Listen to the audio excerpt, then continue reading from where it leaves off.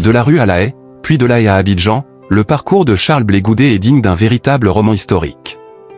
Cet homme, surnommé le général de la rue, a connu toutes les facettes de la politique ivoirienne. Aujourd'hui, il se dessine un nouvel avenir, la réconciliation et, pourquoi pas, la présidence en 2025. Découvrons ensemble son incroyable trajectoire. Les débuts de Charles Blé Goudet. Charles Blé Goudet naît le 1er janvier 1972 à Niack-Brayot, dans le centre-ouest de la Côte d'Ivoire. Dès ses années universitaires à Abidjan, il s'illustre comme un militant déterminé. Président de la Fédération estudiantine et scolaire de Côte d'Ivoire, FESI, de 1998 à 2001, il est au cœur des luttes estudiantines pour de meilleures conditions de vie. Très tôt, il se forge une réputation de leader charismatique et controversé. Un homme qui sait mobiliser la rue et galvaniser les foules. 2002 à 2011, l'ascension fulgurante du général de la rue. En 2002, Charles Blé Goudet devient un acteur clé dans la lutte pour le pouvoir en Côte d'Ivoire. Sous la bannière des jeunes patriotes, il se positionne en fervent défenseur de Laurent Gbagbo. Surnommé le général de la rue, il orchestre des manifestations historiques, mobilisant des milliers de jeunes dans un contexte de tensions politiques et de conflits armés.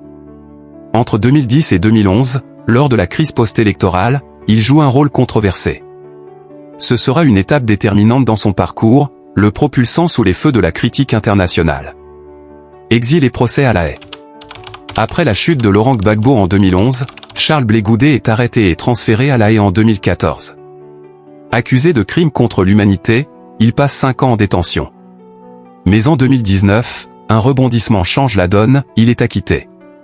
Cette épreuve marque un tournant dans sa vie, une phase de réflexion et de transformation personnelle. À sa sortie, l'ancien général de la rue se dit prêt à embrasser une nouvelle mission, celle de la réconciliation. Retour en Côte d'Ivoire, de l'homme de lutte à l'homme de paix. Son retour en Côte d'Ivoire est marqué par un ton complètement différent. Exit les discours enflammés. Charles Blé Goudet prône désormais le dialogue, la paix et l'unité nationale. J'ai changé, déclare-t-il lors de son retour triomphal. Nous devons apprendre à construire ensemble pour les générations futures. Une véritable rupture avec ces années de militantisme radical. 2025, une candidature à la magistrature suprême. À l'horizon 2025, un défi historique semble se profiler pour Charles Blé Goudet, briguer la magistrature suprême. S'appuyant sur son parcours unique, il aspire à incarner une nouvelle Côte d'Ivoire, où la paix et le développement sont au centre des priorités. Je ne serai pas un président pour diviser, mais un président pour unir, affirme-t-il, conscient des attentes et des responsabilités. De jeune leader controversé à homme politique mûri par les épreuves, Charles Blé Goudet incarne aujourd'hui la possibilité de transformation. Sera-t-il l'homme de la réconciliation que la Côte d'Ivoire attend en 2025 ? Seul l'avenir nous le dira. Et vous, que pensez-vous du parcours de Charles Blé Goudet ? Peut-il unir la Côte d'Ivoire ? Dites-le nous en commentaire.